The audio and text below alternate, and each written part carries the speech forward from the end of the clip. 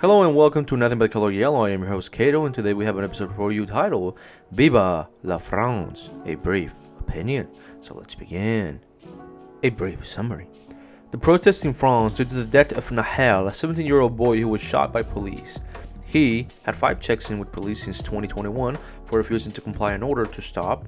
The date of the incident, he was in a Mercedes with Polish plates, 2 passengers, and he did not have a license. In his police file, he was referred to as Tosh. Last September, a judge imposed disciplinary measures, and this year he was set to appear before a juvenile court in September. Most of his run-ins with police were regarding cars, driving without a license or insurance, and using false number plates. Family, when asked to comment regarding the incident and his criminal record, said that there were no convictions. He was a Bulgarian descent. This is what inspired me to write this. Demonstrations or riots. The death to Nahel, according to police report, came after he attempted to run over police.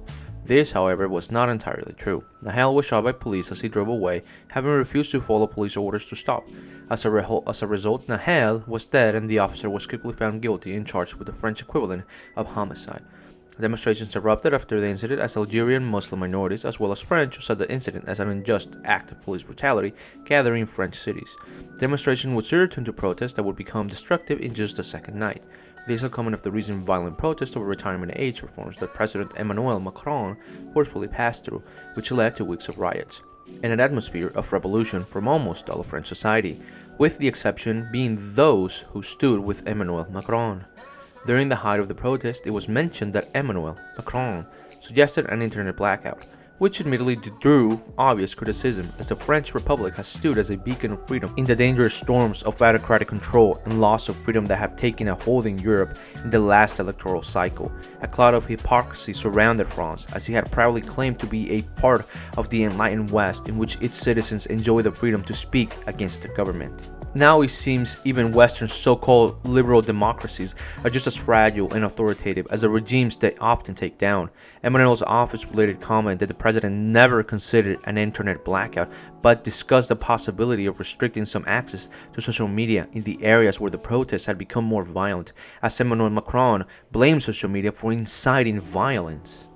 The critics and counter-critics. If you look at social media, by which I mean Twitter, or rather X as it is now called, you would see people blaming Muslim minorities and refugees who in the last few decades have migrated to France and Europe for the uptake in violence.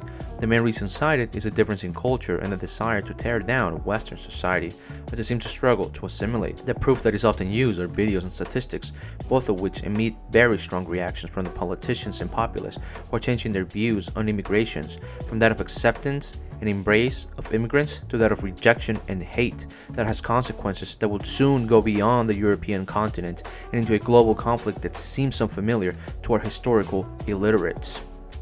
The class that will bring us down.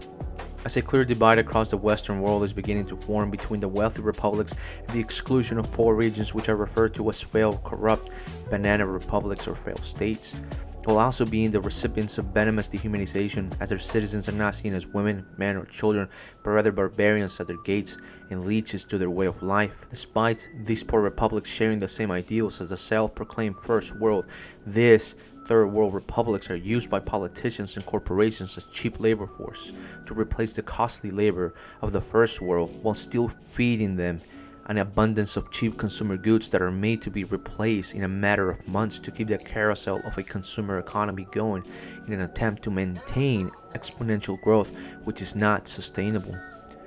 This disassociation that the wealthy countries have with its poor counterparts shows a clear divide of classes among nations that is creating a world in which these capital poor republics will join the wealthy West perceived enemies in order to achieve their own consumer class. With the control of African nations' economic and its colonial past, France has not changed much in the way it sees her role in the world. Despite France's self-esteem being hurt a lot in the 20th century, being humbled by Germany twice and the USA imposing its ideology on Western Europe and the Soviet Union on Eastern Europe, living a century in which US-led NATO and Russia-led USSR divided the world amongst themselves, imposing their might and leaving the old imperial powers behind, with no room for an independent France, despite its attempts to maintain its lost prestige.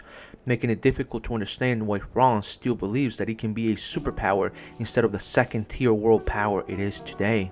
Simply look at France's attempt to reach peace in Ukraine, which failed, attempting to be equal footing with China, a nation known for its material degeneracy, rivaled only by the rest of the world combined, and not being able to measure up, and simply folding and humbling to its might.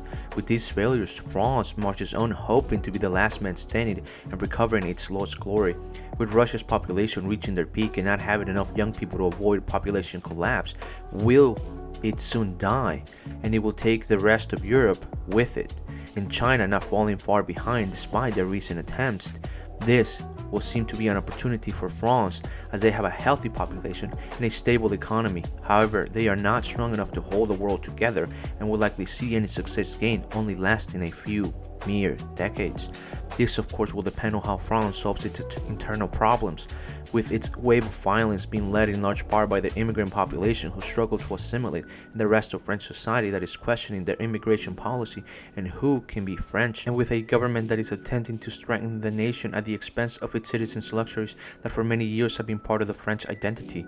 Will French long-term thinking politicians manage to stay in power, or will they be replaced by the degenerates of either extreme and sink the nation back into irrelevancy? Thank you so much for listening. I've been your host Kato. Please let me know what you think.